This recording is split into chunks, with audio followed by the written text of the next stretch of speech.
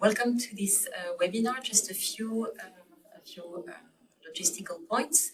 You will receive afterwards the slides, and so you don't need to take any notes. You will also have our contact details at the end, and I'll come back on that. The presentation will be about 30 minutes, followed by question and answers for around 15 minutes. So please wait until the end, write down your questions, and wait until the end to raise your questions. You will have some space to do that. Without further ado, I will leave the floor to my colleagues, Professor Davide Rodogno and Christophe Lécureuil, who are joining us for this webinar. And thanks to both for being with us today. Thank you, Guillemette. So I am the academic advisor for the Advocacy and International Affairs certificate in advanced studies, which belongs to the executive education of the Graduate Institute. And today with me, it's my partner in crime for a number of years, Christophe Lécureuil. Christophe cannot be with us physically, so I'm going to start our presentation and he's going to continue it. This is also one of our practices during the certificate. So for those of you that might be interested, this is also one of the ways in which both of us work throughout the modules of the certificate. And Guillemette, who is the third partner in crime of our association, will tell you more about the certificate at the end of our presentation. So let's start with the title: From a mega sport event, MSC as they are known, and particularly the case of FIFA Men's World Cup 2022 in Qatar, to the WEF annual meeting in Davos. This is particularly timely and topic because this year annual meeting of the World Economic Forum is taking place right now this week. And the question we're asking is the following: are such global events unmissable for advocates? Let me go into some details. So first of all, who are the advocates we are referring to here, and what are the questions that we are asking? When it comes to the advocates, this, I would say, is the usual suspects. The list is really not particularly surprising or groundbreaking. We have non-state actors, civil society actors, whether they are national, transnational, philanthropic foundations, pressure groups and lobbies, intergovernmental organizations, and of course, governments. This is something perhaps that some of you forget to mention or to add to the list of advocates. And this is something that we do care in competitions such as the competition in Qatar. Of course, they do play a very important role. They take opportunities to advocate in a number of ways. And this is something that we are going to discuss later on. The questions: are mega sport events or mega gatherings such as the WEF annual meeting at Davos unmissable opportunities to advocate? And does the increased global attention to an event give a campaigner at the domestic or at the international level the opportunity to capture the attention of the world in a crowded advocacy market? Should they participate? And if they do so, how? Is it admissible? To what extent is this admissible? An unmissable, kind of opportunity for advocates. You will see that some of our slides are very dense. We are not going to read everything, but since, as Guillemette told you, the PowerPoint is going to be with you later on, you might use it as a memento, and you will find bibliographical references and further ideas if you want to deepen your knowledge in this particular context. And before we go into some details, a few things. This is a typical quite old-fashioned way of looking at NGOs. And of course, NGOs are very important in the kind of examination that we are about to do because of the role that they play, whether in mega sport events or in the context of the WEF annual meeting. And this is a very classic separation. NGOs or foundations can be either operating or campaigning. We would like to draw your attention on something else. This is a very old kind of definitions. Right now, many NGOs are both operational and they do campaigning. So be careful about the kind of scholarly writings that you tend to write or the kind of literature that you read, because things in real life are quite different. And this is something that in our certificate, we put an awful lot of attention to. We insist on this particular point, analyzing the actors and what they do and how they do things and why they do what they do in detail, going beyond commonplaces or standard definitions that might not be as d'actualité as they should. And when it comes to the World Economic Forum, despite what Elon Musk just tweeted this morning, he said, and I'm quoting it, that this is an unwanted world government. The World Economic Forum is not so exceptional. We can think about other multilateral gatherings, such as the World Social Forums, such as the conferences of the parties, which are quite interesting when it comes to examining the way advocates campaign. Now, let's discuss also why we picked up, Christophe and I picked up the FIFA World Cup 2022 in Qatar and the WEF annual meeting. Well, precisely because this event, whose magnitude is very significant and are referred to as or self-define themselves as global event, in inverted commas if you prefer, have a very different nature with respect to traditional multilateral events. And multilateralism and the study of multilateralism is equally important in what we do in our certificate, because of course, study governance is very important. It's very important if we want to know how to advocate and why advocacy takes certain shape. And so paying attention to this kind of events, gatherings, such as the FIFA World Cup or the World Economic Forum or the COP, the COPs, the conferences of the parties, is precisely something that we do in our module. Now, what is advocacy? And remember, different people, as we say in this slide, have very different ideas. And so we put forward a very broad, general definition of advocacy so that there is space. And we try and avoid being dogmatic, because it does not make any sense. So advocacy is the act or process of defending or promoting an idea, a person, a cause, a movement, a legislation, a product, or a project. Advocacy aims at influencing specific audiences, and they can be very, very different. They can be very specific, they can be very broad, with different aims. They might be political, institutional, economic, social, etc. Some advocates define their activities as campaign and themselves as campaigners, but this is certainly not the case of all advocates. We have to pay attention about that. And of course, trade associations, companies, the private sector advocates in a number of ways. For instance, companies do not define themselves as activists, even though some of their campaigns look really not that different, at least at first look, from campaigns carried out by other actors from the civil society or NGOs. Advocacy uses the tools and techniques available to influence perceptions, beliefs, and behaviors. It's about changing something, changing at the level of the dimension, the political dimension, the way things are done, legislations, and this can be done at the local, regional, national, or international level. Now, the term advocacy is relatively new. It's something that has appeared and has become, at least in English, a common usage only at the very beginning of the 21st century. In the 1980s, if we were talking about advocacy, not so many people would have understood what we are talking about. And at the very beginning, this was really focused on development and humanitarian aid or the defense of human rights. But today, in 2022, the advocacy embraces a much broader space, and this is also something that we would like to draw your attention to. And in this particular slide, you see the difference and the confusion that might exist when we tend to have very strict definition.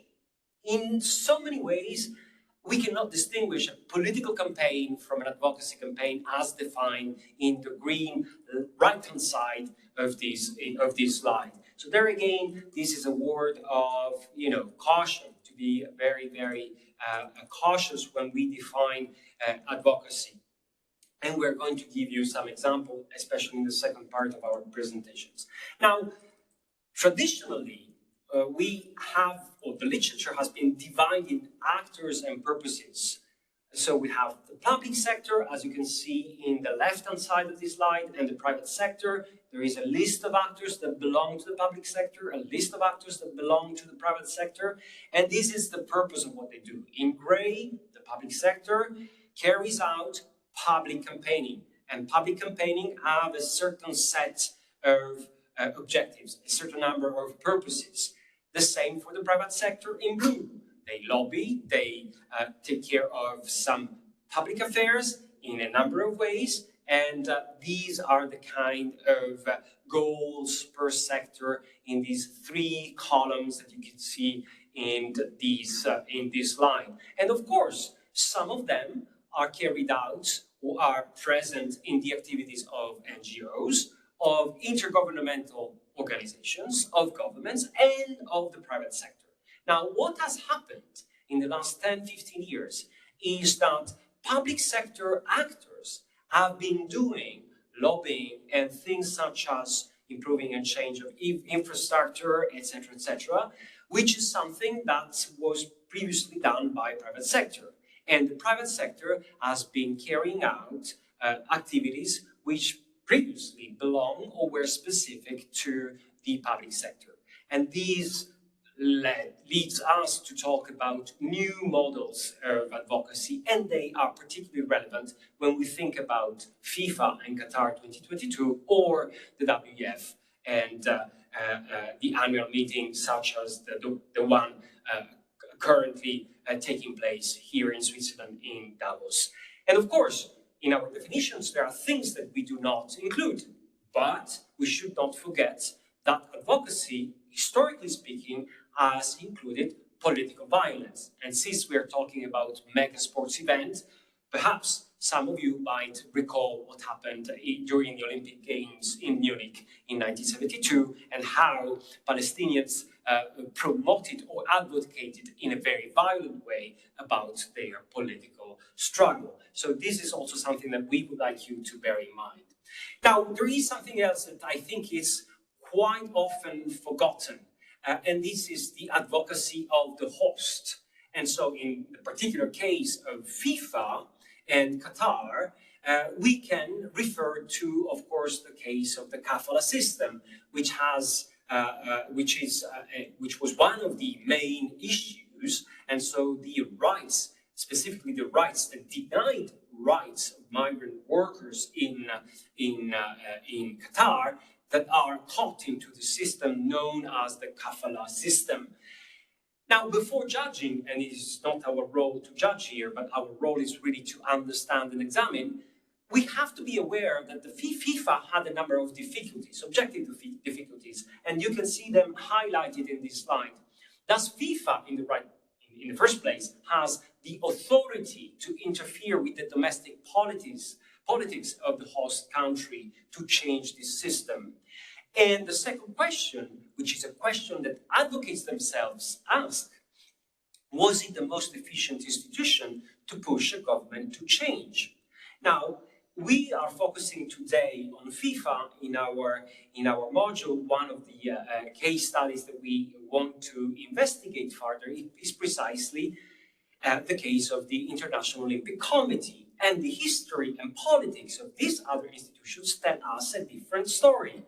Now, we know, and I'm going to go relatively fast because of my allotted time on this particular case study, we know very well that FIFA has been acting in a different way if we compare and contrast with the way in which the International Olympic Committee has been acting. And the main difference is that FIFA has been trying to negotiate change, whereas the International Olympic Committee always took a stance which was the following: we are apolitical and we're not going to interfere. Even when advocates such as the International Trade Union Confederation have been denouncing a system, and they have, for instance, published a report called "China: A Gold Medal for Repression." There was no change whatsoever in that particular case. So the cases of FIFA is certainly not unique, and it's not the way we work here at the Institute is precisely not to exceptionalize a single case, but constantly comparing and contrasting a number of different cases. Now, when it comes to advocates, one of the examples that of course comes to mind is the very well-known, for Swiss audiences and non-Swiss audiences, the very well-known example of Amnesty International campaign in the case of the FIFA World Cup 2022 in Qatar. And as you can see in the right-hand side, and this comes from the website of Amnesty International itself, Amnesty International suggested in bold the bullet points that you can see here, a number of things that FIFA was supposed to do in order to ensure that the government of Qatar would have changed its legislation, and particularly the kafala system.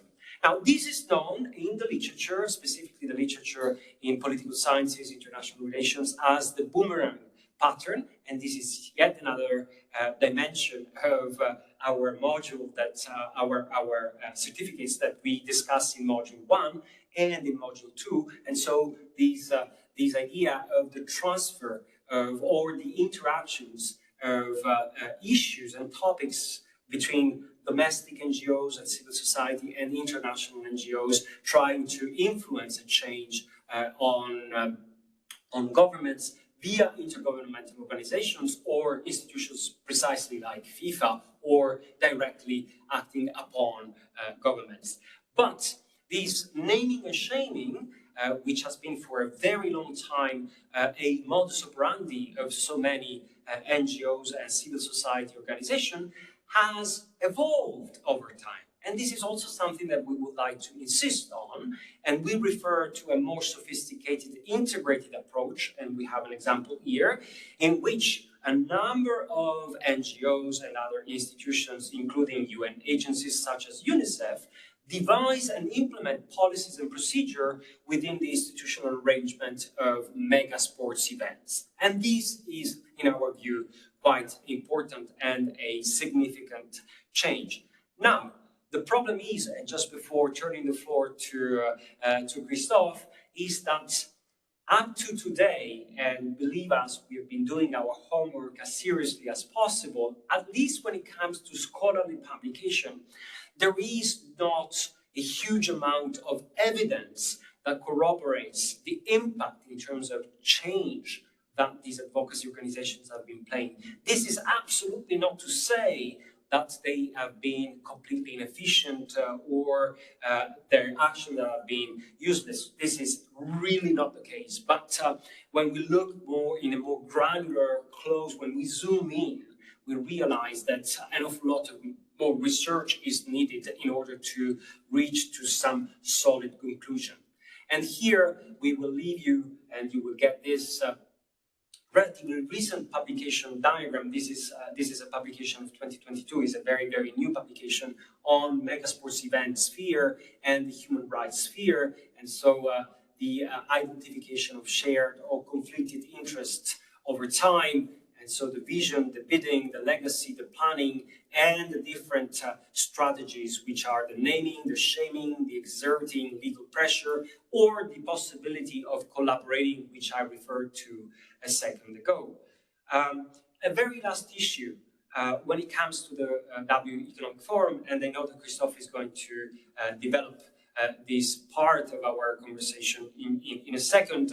There are many case studies, because of course this has been going on for a number of years, and we have all the details here. An example concerning LGBTQ legislation and the ways in which NGOs and civil society have been collaborating with the private sector in a number of countries, and how certain agenda that converged at time fragmented afterwards, because of course each of these actors has different a different agenda and different ways of campaigning, of advocating.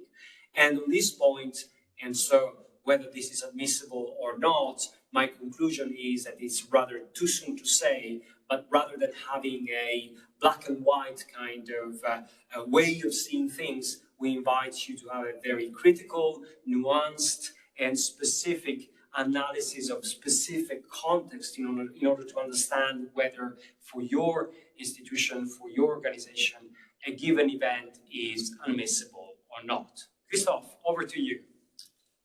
Thank you, Davide. Hello, everybody. The purpose of my short session after that is not to provide you with an exhaustive list of events that would be unmissable or missable, but more to give you some considerations or questions that you may want to ask yourself as an advocate or as an organization that is willing to advocate in the many platforms that we're not going to cover today, but we cover quite a few actually of these during the course. So ranging from international governmental events, G20, COP, UN General Assembly, World Health Assembly, etc., sports events that were just mentioned, and then the annual WEF meeting in Davos, and there are many more, smaller as big. So I'm not going to cover that, but give you some hints about how you can go about deciding whether you should be involved. First consideration is that not everybody is invited at all these events, right? There are different status. Some of them are needs to be paying. Sometimes a very hefty fee. Sometimes you're invited because you're doing good work in an area. So there are different categories which you have to identify according to each of the platform. That one was quite striking late last year at G20 when Klaus Schwab was pretty much giving an economics course to all the prime ministers and the heads of states gathering in Indonesia. And have a look at the video; it's quite interesting. So sometimes the status gives you a privileged access, and then if you are say an NGO working against poverty worldwide, were you invited on an equal footing to this person? So that's a question. If not, you have to find other ways and means. And that there are different ways and means. Obviously, I think that probably one of the benefits, if there are a few, of the COVID crisis is that we really developed hybrid and online capabilities to do advocacy. And you can see, I picked an example that's a former NGO I was working with, GAIN, Global Alliance for Improved Nutrition. Had a quick look at what they were doing at COP27 in Sharm el-Sheikh, and they were doing events on the ground. They launched actually a number of initiatives. Interestingly, going green, because the topic was the COP, and they're coming with their nutrition angle. So this is also an interesting point that if you want to correlate to the platform that you are dealing with, you need to be relevant. So it's perhaps a bit of a stretch, going green and nutrition, but that's what they were going for, and doing both an on-site and online events. So that could work. And you can launch initiatives. So I was trying to think, okay, where did I get involved in the past? And one of them was the UN General Assembly of 2010. And there were two things there, quite interesting. One is, that's when I was working with GAIN at that time. We launched an initiative called the First Ladies of Africa Nutrition Summit. Looking back, you think, okay, we had a good attendance, 6 or 7 First Ladies, but it was a hell of a lot of work. And looking back, you wonder, did that lead to anything? And I was looking a bit at the literature, what was happening since then.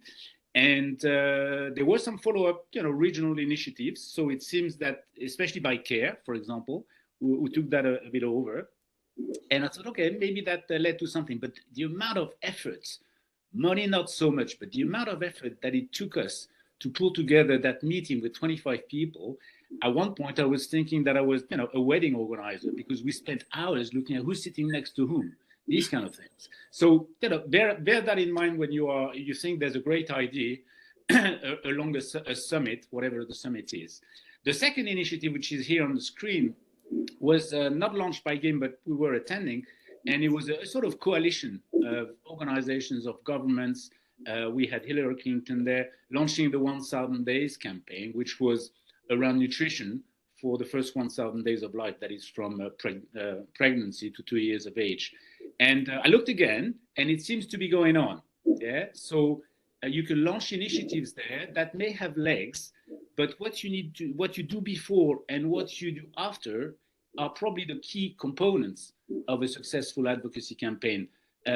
For that particular initiative, and probably the same what's happening in Davos, yes, you can have some noise around launching an initiative, but the preparation and importantly the follow-up are probably going to make it work or not. So of course, as part of these different intergovernmental events, you've got the World Health Assembly, which is well now worked out in a sense, because I think it's a bit of a smaller outfit than, even a World Economic Forum or even a COP. I mean, COP, I was reading yesterday that there was 35,000 delegates at the last one, and in Glasgow, there were 25,000 delegates. So imagine there's 100 member states, countries represented, so there's a lot of advocates around that. The World Health Assembly is a bit of a smaller outfit, even, a smaller organization. I've picked one up, the International Alliance for Responsible Drinking. They can organize, if they prepare a bit in advance, gathering of 100 people at the Intercontinental. So there are things to do outside if you're not invited, inside by a member state, for example. So there are things that you can do with smaller platforms like that, which are reasonably cheap and not too complicated to organize. So of course it's easier for some of us. Yeah? We're not all equal in that game when it requires resources, whether they're human or financial. Everybody, joked, if I can call it like that, around the sponsorship of COP27 by Coca-Cola, but there are lots of other organizations. This is not an exhaustive list. And of course, if you are a sponsor, a financial sponsor, a technical sponsor, suddenly your access is much better than if you are an NGO that is not contributing at the same level. So lots of intergovernmental events where you can, do advocacy around or at the event, depending on the conditions. I'll come back to some of the questions you need to ask yourself. I won't cover so much the sports events because Davide mentioned it. The only point that I want to make is that that's around the definition of advocacy. But there are 2 points I want to make. The first one is not on the slide. You probably have heard about the Qatar Gate scandal at the European Parliament. And this is not called advocacy. This is called alleged corruption, right? So in terms of that definition, we have to remember that there are limits to it. And you as an advocate obviously have to take that into consideration as well. Now, just one word around the sports event. That's where digital comes back as well. And especially if you're not welcome on site, for security reasons, for political reasons, for whatever reason. So there are ways and means nowadays to be active, to be vocal, to be heard, and potentially, to hijack somehow the agenda. So think about that you can have a lot of legs through the digital outreach. Now, this I won't cover in 2 minutes the World Economic Forum in Davos, but leading me to a few thoughts. There's a lot of competition in Davos. Just one example, the SDG tent, organized by consultancies, companies, having side events. There are lots of them. If you look at what's happening either on LinkedIn, on Twitter, or if you subscribe to the political newsletter every day that covers Davos, there's all these side events, zillions of them, and then there's the after work. You realize when you read that newsletter that a lot goes on after the official events. So that's something also to take into account, which may be of interest if you are present. Not everybody is present. I mean, Oxfam may be present. I don't know. But what I know is that every year they publish a report around poverty exactly at the opening of the World Economic Forum. And every year they get lots of coverage.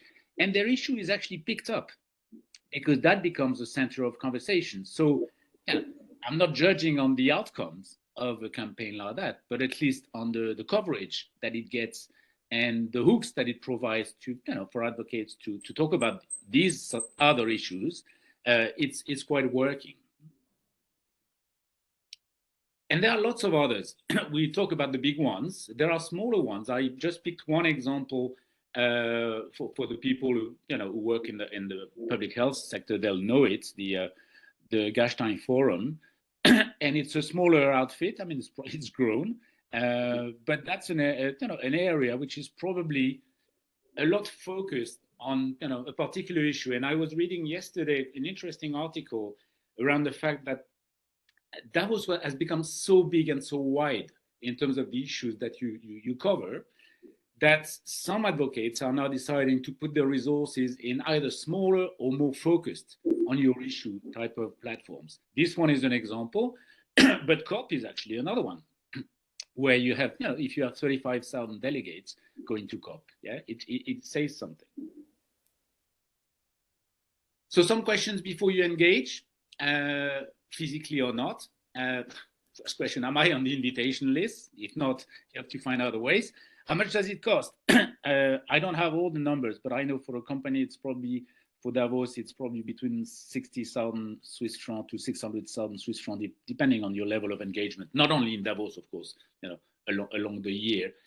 I don't have the exact answer. I was trying to look for it for NGOs, but I think it is free. So we have to find out that piece of information. Then is it worth it? As I mentioned, organizing the First Ladies of Africa Nutrition Summit took us months as a team. And then we had to fly people to New York. So there's a number of things that you have to realize. Is that going to be, worth my money and the investment of my people, or should we be doing something else? Is there a way of working on the side? I mean, for me, this has a lot of benefits, whether it's a physical side event or whether it's digital outreach. That gets you a long way versus sending people spreading money all over the place.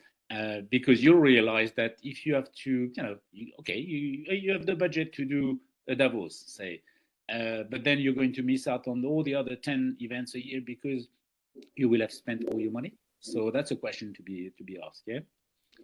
So can we use the event differently for visibility, put the issue on the agenda to actually hijack the whole thing, and not the whole thing, but at least some of the points. So a question to ask yourself.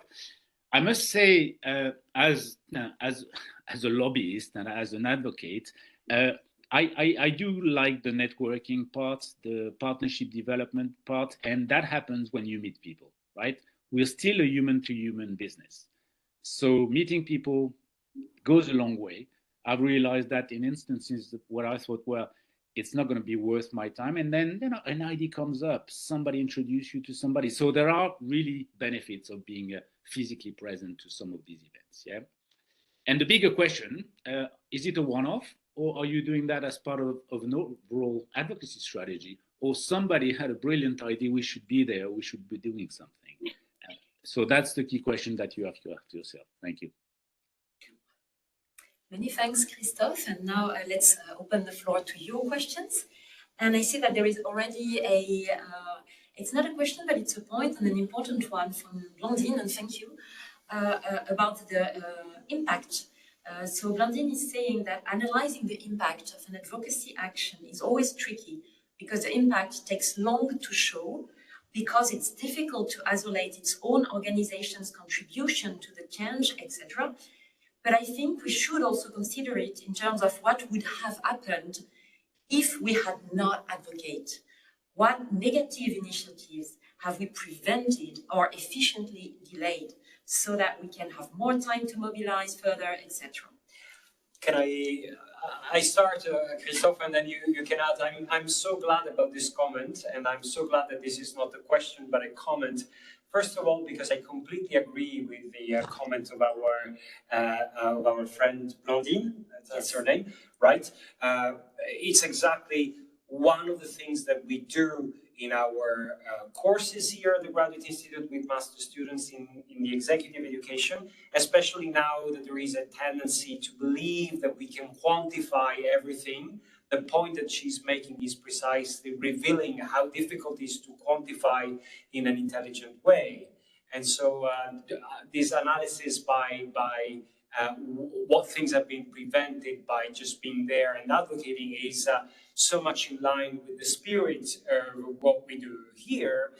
And just to insist on this particular point, when we do have either very cynical participants or very, very cynical students, and they have extremely negative points of view on the work of, I don't know, human rights NGOs or humanitarian NGOs, one of the questions that we keep asking them, okay, what if none of them was around?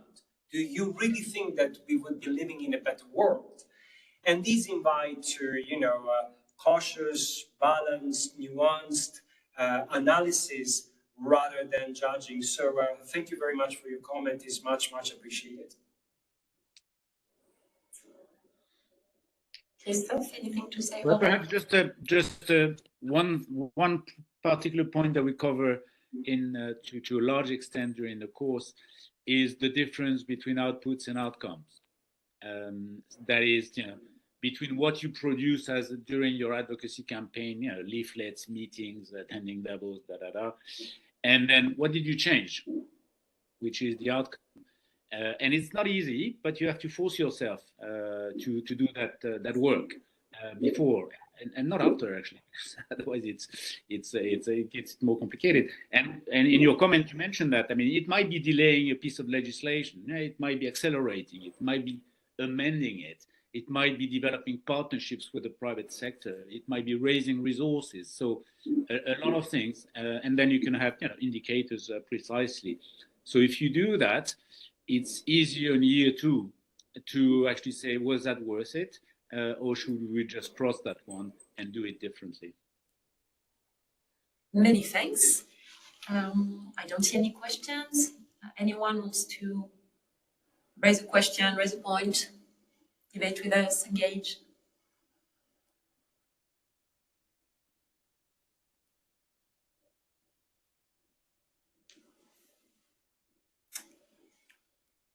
I don't see any questions. We still have 5 more minutes. So what I can do is presenting the executive degrees on advocacy and international affairs. I think somebody raised their hand. Okay. Thanks, Tom. So yes, can you please type Olivier.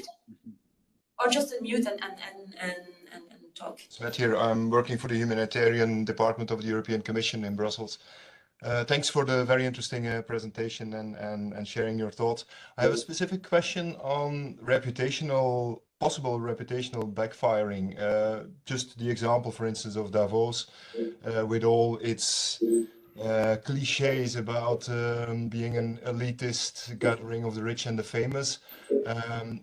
For instance, in the humanitarian sector, this may backfire if you're quite visibly associated to events like this. What are your thoughts about these concerns as well? Christophe, would you like to start? Yeah, well, I'm with you on this. They're a bit torn, these not only humanitarian, but especially humanitarian, but also the NGO community. There are lots of benefits of attending, talking to the private sector, to the governments, etc., potentially developing projects together. And then there is this overall halo of this is for the rich CEOs, the famous, and then you're losing your soul somehow being associated with that. So the reputational risk is there, but perhaps not as strong as the potential partnerships benefits, resource mobilization benefits that you might get. So judgment call for each and every organization. And that's why we've seen an increase, I think, in the presence of the humanitarian organizations. I think perhaps not so much because they talk to the private sector, but because perhaps they talk to the heads of states and ministers. I would like also to add a few things. First of all, is that at least from my perspective, which is a more academic one, I link reputation to identity. So if we go back to the question we've been asking, whether the events are unmissable or not, I think that's an awful lot of thinking long and hard about the identity of the institution that you're working for has to go into that decision to participate, to engage or not, to be present, to be visible, to be invisible, to be present on a side event or be present on the central stage. Because as you clearly seem to indicate that, the risks of reputational damage exist and they should be examined and considered. Let me give you two examples. If you think about, Greenpeace and the way they operate, and the fact of participating or not to an event that allegedly is just an elite event and all the rest, they might examine the situation and in the end decide for good about reasons that there might be reputational damages or consequences, and they might decide to be not so present or completely absent from it. And I don't really know the case of Greenpeace and Davos, so I'm just speculating here. It's just an example. Another thing, it's on the contrary something that has happened. And if you think about Greta Thunberg and compare and contrast her presence and the consequences and impact of her presence, including on her reputation, positive and negative, before Davos and after Davos, before 2019, the first time she was invited in 2020, and after, and you compare and contrast with Extinction Rebellion, you can definitely, start thinking in a very analytical, clinical way on the reputational damages of being present or being absent from one of these events. So the question is a very good one. And again, the answer cannot be a very general one, but as an academic, I would tend to prefer ad hoc specific answers because they will be tailored to the needs and objectives and purposes of your institution. Whether it is a humanitarian, environmental, human rights one, then it's not so important, but it might, in the end, determine whether you will be present, your institution, your organization will be present or not. And if we still have time to take a question, I think Olivier was saying happy to ask a question. I don't know, if Olivier, if you still want to raise a question. You have 2 minutes, 2-3 minutes. Olivier Jarosz, do you hear me well? Yes. Thank you. So I'm actually a lecturer specifically on sports geopolitics, and I have an observation, but actually it's also a question for you. Obviously, sports industry, sports sector is growing increasingly, and the visibility of sports activities and sports events is incredible. Just looking at 3 billion of people who were watching the last final of the World Cup, and I'm just wondering actually. From your perspective, maybe from a more United Nations perspective, from NGO non-sports activities, I wonder if the advantages in the future will be to be more advocates in sports, because if you look at the bashing that Qatar got before the World Cup, seemed to disappear rather quickly during the World Cup, and nowadays actually very few people are talking about it. So is sports not actually the best bet to be involved from an advocacy point of view? Thank you very much, Olivier.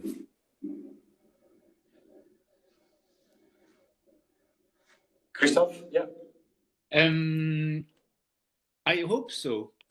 is the answer, because as you say, the large international sports federations, they have not only a fan base. I mean, there's the core fan during the year, but then when there are big events, you reach much wider than that. I say I hope so for at least 2 reasons. First, in terms of governance, I mean, these are enormous machineries, money-making machineries, talking to youth, and there seems to be challenges for their governance, whether it's national federation, if you look at the French football federation or rugby federation, and then of course at for the international federation, these are very untransparent organizations, and can they continue to function like this is a key question. So for me, governance, presumably they will have to change or accept some consequences, and that leads me to one of the consequences. They also make money thanks to sponsorships of global brands, and some of these global brands will walk away at one point if these governance issues are not taken care of. So that's going to be, I think, for me, the friction point in the next few years. I'm not sure that all of these international sports federations will take that into account, but I think they will be forced to change, and that will have a knock-on effect on the number of issues that are out there. Thank you. Thank you. So we reached the end of our webinar, and thank you very much for your questions, for your points. The executive certificate will start again in 2023 on the 26th of April. So we have 2 modules for the executive certificate, 8 days each. The first one is a live virtual classroom, so you do not have to travel to Geneva. And the second one is in Geneva, and we actually make you work in groups on advocacy campaigns. So this is why we also want you to be here. And then if you want to follow the executive diploma, you will have 2 further modules. Module 3, 18 September to 3 November, again, e-learning. And module 4, 28th of November to 8th of December. So I've included here actually the direct link to the program webpage where you will have further information, the brochure, etc. And of course the application form.